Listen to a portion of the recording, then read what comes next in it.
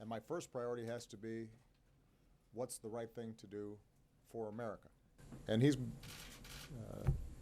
has listened.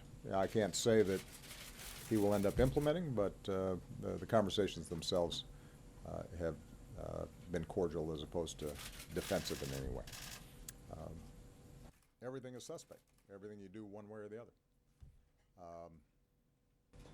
With respect to the FBI, I will tell you, I've had a chance to know a lot of FBI agents.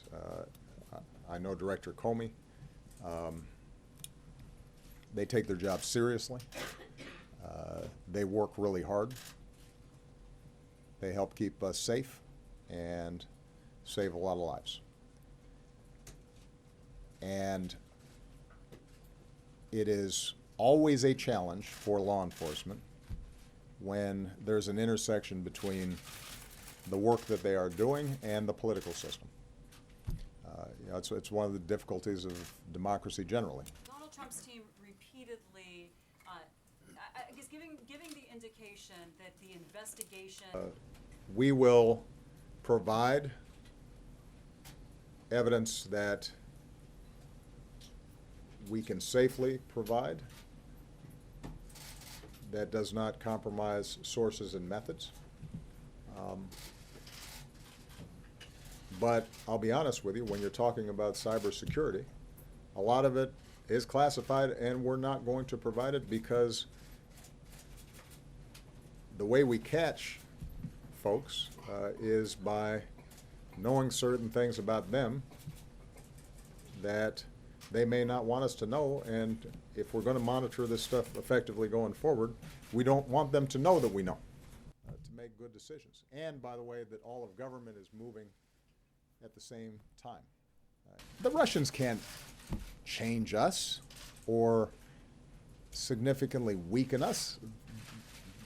They are a smaller country. They are a weaker country. Their economy doesn't produce anything that anybody wants to buy except oil and gas and arms. They don't innovate. But they can impact us if we lose track of who we are. They can impact us if we abandon our values.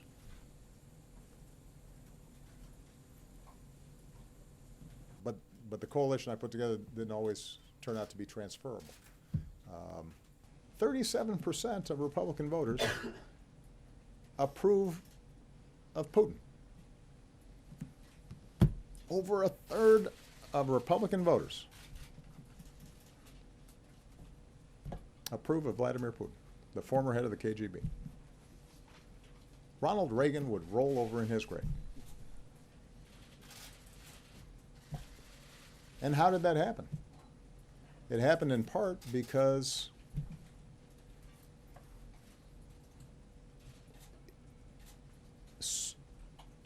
for too long, everything that happens in this town, everything that's said, is seen through the lens of, does this help or hurt us relative to Democrats or relative to President Obama?